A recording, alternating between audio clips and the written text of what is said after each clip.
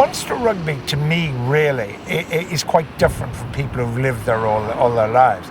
You must remember that I left here at 18 years of age. I left here the day Cork Hibernians were beaten 1-0 by Shelbourne. I came up to watch the FAI Cup final in Dalymount and never went home. I'm going to take 2 lines off here, all right? Any tickets, George? I have a lot of tickets. Munster always give me extra tickets. Have you noticed that? How many tickets they give me? I hope you did. No, Munster doing. I'm writing it down. Look. I'm writing it down. There's evidence. That's the debt, Nell, so... I live in a time warp, really, of Munster Rugby, which is that of a schoolboy. Sure, there'd be visits here for games, and primarily because of my work in the last decade. But I don't have the same affinity with Munster Rugby that somebody would have who's lived here all their lives. But what I can't ever forget, and I still have it, is just the prickling at the back of my neck when the guys in the red shirts run out, because memories just flash across my mind all the time.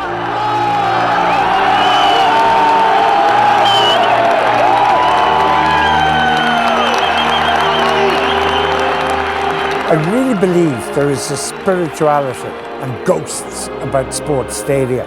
But when you then look at Munster, it is that is part of the reason for the current success. Because what has happened is that all the great, extraordinary gladiatorial contests, when you think of their record against all the touring sides, it's not just 1978 beating the All Blacks. It's the 50s, the 60s, the 80s, pushing the great touring sides all the way.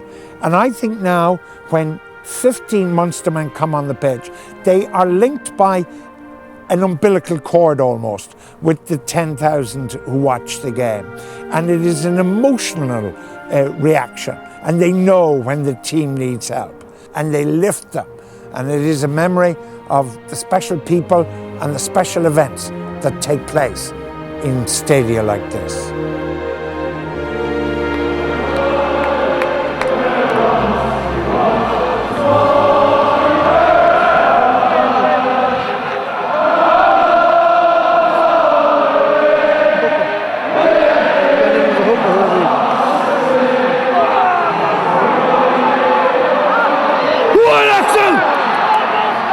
Jesus,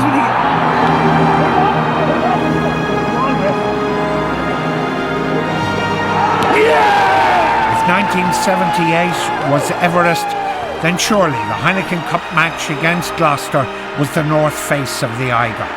Needing to win by 27 points and score 4 tries in the process, Munster had scaled another impossible peak.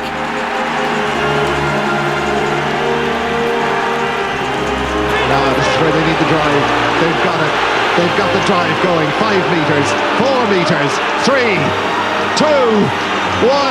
Can the ref give it? No, it's come out. Staunton wriggling his way to the post and right on the post. Number 3 there. It must be a try. Yes, it is! A second try for John Kelly. Now it's all there for the taking as Gloucester pick themselves up from underneath their own posts. The patient build-up, the professional play of all of Munster there brought them to the try. There's 1 minute to go. This needs all his powers of concentration. Whew.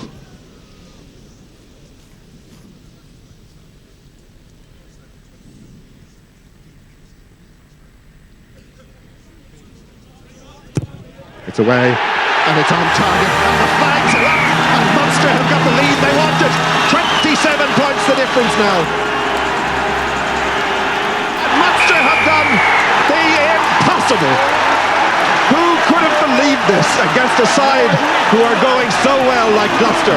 That is probably the best performance Munster have ever put up.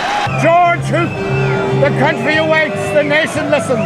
Well, Thomond Park now joins Fatima, Knock and Lourdes. I think the lame will come here and walk. They'll be selling water from here. This defies logic. Doctors differ, patients die. Commentators differ sometimes too, and none more memorably than Popey and I over Munster.